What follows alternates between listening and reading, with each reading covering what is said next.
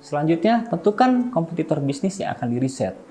Sebagai contoh nih ya, jika riset dilakukan bukan untuk mengungguli kompetitor dalam pencapaian angka penjualan produk, tetapi untuk mencuri cara terbaik yang dilakukan kompetitor tersebut dalam meraih angka penjualan yang tinggi, jenis riset serta kompetitor yang akan diriset pun itu pasti berbeda.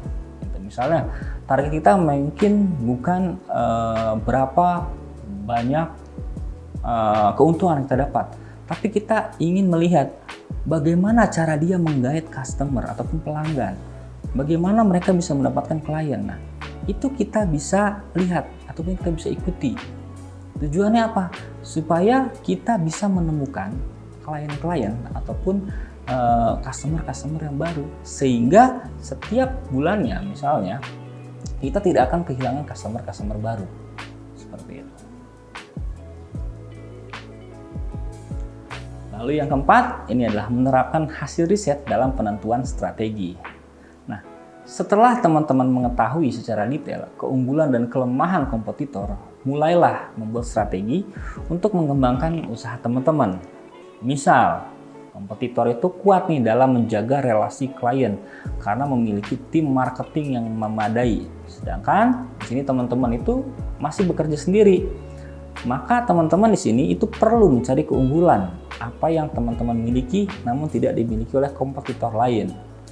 Misalnya, teman-teman itu lebih unggul dalam kualitas editing videonya karena menggunakan alat editing yang terbaru. Nah, itu bisa dijadiin USP ya ataupun unique selling point kepada calon klien teman-teman. Atau misalnya gitu ya, karena teman-teman masih sendiri, itu di bisnis A gitu ya, itu editingnya contohnya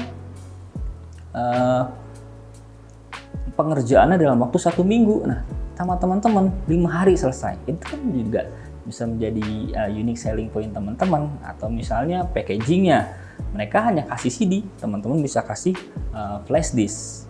Atau teman-teman bisa kasih CD yang dibalut lagi dengan kemasan yang menarik, sehingga klien pun melihat itu sebagai sesuatu yang menarik dan tidak dimiliki oleh tempat lain. Selanjutnya ini adalah analisa SWOT ya. SWOT itu sendiri singkatan ya, itu dari S-nya dari strength ataupun kekuatan, lalu ada W-nya itu adalah weakness ataupun kelemahan, lalu yang ketiga itu adalah O, opportunity, yaitu peluang ataupun kesempatan. Lalu yang terakhir T-nya itu adalah threat ataupun ancaman. Nah, tujuan dari analisa SWOT ini adalah untuk menilai masalah dan memanfaatkan situasi yang ada sebaik mungkin yang melekat pada bisnis ataupun usaha teman-teman.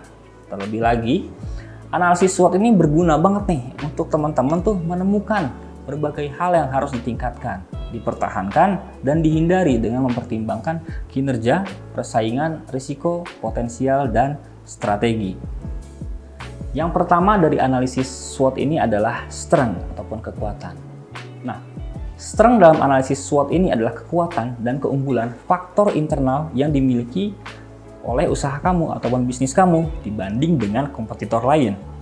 Misalnya, manajemen bisnis, kinerja karyawan, produk yang diciptakan, dan berbagai keunikan yang dibangun oleh bisnismu itu sendiri. Nah, pertanyaannya adalah, ataupun next-nya adalah, apa yang telah bisnis kamu lakukan dengan baik? Yang kedua, apa yang dikatakan konsumen mengenai keunggulan produk ataupun layanan terkait dengan usaha kamu? Lalu, apa keunggulan dari produk ataupun layanan bisnis kamu? Lalu, apa keunggulan bisnis kamu dibanding dengan kompetitor? Lalu, aset apa saja yang unggul pada bisnis kamu dibanding dengan kompetitor yang ada? Nah, ini harus bisa dijawab. Karena ini akan menjadi kekuatan ataupun strength dari bisnis teman-teman. Lalu yang kedua ini adalah weakness, yaitu adalah kelemahan. Bukan cuma keunggulan ya, ataupun hanya keunggulan saja yang kita bahas, tapi kelemahan itu harus kita catat, dan keunikan apa saja yang harus dicatat ya. Tapi nilai-nilai kelemahan ini dalam elemen weakness ini jangan sampai untuk dilewatkan. Karena kita harus menjawab juga nih dan masuk ke dalam paparan kuadran. Nah, ada beberapa pertanyaannya terkait dengan kelemahan-kelemahan bisnis kita. Misalnya, apa yang bisa ditingkatkan di dalam bisnis kamu? Yang kedua, apa yang bisa membuat konsumen tidak puas dengan bisnis kamu? Yang ketiga, di bagian mana bisnis kamu tertinggal dari kompetitor? Dan yang keempat, pengetahuan atau sumber daya apa saja yang ada di bisnis kamu yang tertinggal jauh dari kompetitor? Nah, ini harus bisa dijawab oleh teman-teman.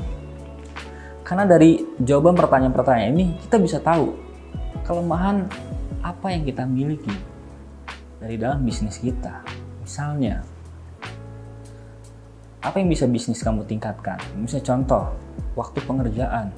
Kita mengerjakannya seminggu. Ternyata kompetitor lain itu bisa 5 hari. Nah, itu kan satu kelemahan. Nah, kita bisa nggak menyamakan? Atau mungkin kita bisa lebih cepat dari mereka. Lalu, kenapa konsumen tidak puas? Misalnya, hasilnya kurang bagus videonya. Nah, itu kita harus tingkatkan lagi tuh. Lalu kita cek lagi nih, di bagian mana nih bisnis kita tertinggal dari kompetitor? Misalnya, packagingnya, waktu pengerjaannya. Nah, itu kita bisa lihat dari riset-riset tadi.